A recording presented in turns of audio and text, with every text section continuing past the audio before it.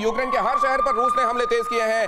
रिव्न पर Russian army का बहुत बड़ा अटैक देखने को मिला है। रूसी हमले में 19 लोगों की मौत, 9 लोग घायल। रिव्न के गवर्नर विटाली कोल ने मौत की पुष्टि की है। सवाल यह है सर कि जब हम पोलैंड की ये चर्चा कर रहे हैं, बहुत बड़ी खबर है, इसको तो हम इस पर चर्चा हम करेंगे, लेकिन हम ये समझना चाहता हूँ राजीव नयन सर, MiG-29 के बारे में पहले फैसला लेते हैं, हम देंगे यूक्रेन को, और बाद में पीछे कदम खींच लेते हैं। अमेरिका कहता है ये प्रोवोकेटिव होगा। तो जब आप पैट्रियट वहां लगाते हैं, ये प्रोवोकेटिव नहीं है? देखिए एस्केलेशन, देखिए एक बात जो अभी पहले मैं स्टार्ट करूं, उसके बाद मैं आपके प्रश्न आऊंगा कि तीनों के आने से क्या इस संदेश आ रहा है, क्या प्रोवोकेटिव है?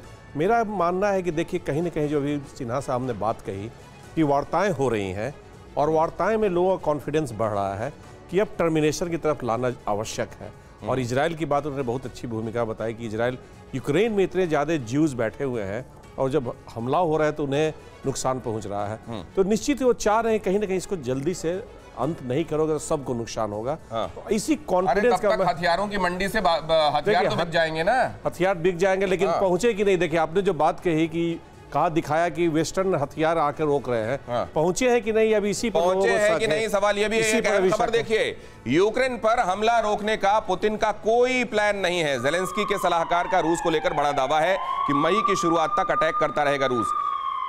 यूक्रेन कह रहा है रूस के पास मई तक के संसाधन मौजूद हैं। यूक्रेनी राष्ट्रपति के सलाहकार ओलेक्सी एरेस्टोविच का यह दावा, कभी तो कह देते हैं कि मुश्किल से 10 दिन में अब ये घुटने पर आ जाएंगे, कभी कहते हैं मई तक चलता रहेगा। ये क्यों होता है, ये जरा आपसे समझूंगा। रूस यूक्रेन जंग के बीच दुनिया की सबसे बड़ी खबर देखिए, रूस की अमेरिका इजराइल को सीधी चुनौती। प्रेसिडेंट पुतिन ने इजराइल के प्रधानमंत्री बेनेट को फोन पर जानकारी दी है कि ईरान अब रूस की न्यूक्लियर शील्ड का इंटीग्रल पार्ट है।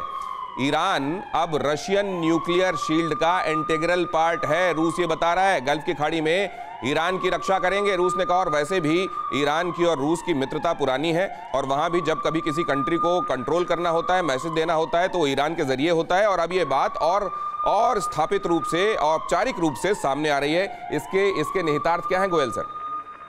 देखिए, ये जो खबर आई है, इससे एक बात तो जाहिर है कि जो JCPOA का जो पहले नेगोशिएशंस खत्म चल रही थी, जब एग्रीमेंट बीच में रुका, उसके बाद में अब ईरान का इंटरेस्ट न्यूक्लियर एग्रीमेंट करने में यूएस के साथ में कितना इंटरेस्ट होगा, एक तो वो डाउटफुल हो गया है। और इसके अलावा अगर रूस कह रहा है कि ईरान उसकी न्यूक्लियर शील्ड में शामिल हो गया है, तो एक तरह से रूस भी अपना जो एरिया ऑफ इन्फ्लुएंस बढ़ा करके यूरोप से आगे गल्फ में जा रहा है। तो फैल रहा है एक तरह से मेरे विचार से। मतलब आप नेटो के जरिए अगर पसारोगे अपने आप को, तो हम इस तरीके से अपने आप को पसारेंगे, ये कहने का मतलब है क्या सर? राजीव नयन सर। देखिए मेरा थोड़ा सा अलग भिन्न है इस पर मत है, उसमें अलग भी मत है। उसमें देखिए JCPOA उसको अमेरिका ने सबोटाज कर दिया। उस समय ईरान की जरूरत थी और ईरान ने उसमें, अगर आप देखेंगे एग्रीमेंट को, उसने बहुत ही कॉम्प्रोमाइज किए, जो कम ही इंसल्टिंग कॉम्प्रोमाइज हम लोग कहते हैं। तो इसलिए देखिए वो चलाए या न चलाए, आज के दिन में वो जिंदा है और वो बयान दे रहा है। अब देखिए आगे से ही रूस और ईरान के बीच इतना अच्छा संबंध थे, और जो रीअलाइनमेंट की भी हम लोग बात कर रहे हैं, और पूरा अफ्रीका से लेके हर जगह रूस ने जिस तरह से अपना इन्फ्लुएंस क्षेत्र बढ़ाया था, परिधि बढ़ाई थी अपने उसका इन्फ्लुएंस का, वो एकाएक नहीं आया है। बहुत दिनों से इसके लिए प्रयास चल रहा था और वो अभी करता रहेगा। ठीक है। परवाह देश की, सोमवार से शुक्रवार रात 10 बजे TV9 भारतवर्ष पर।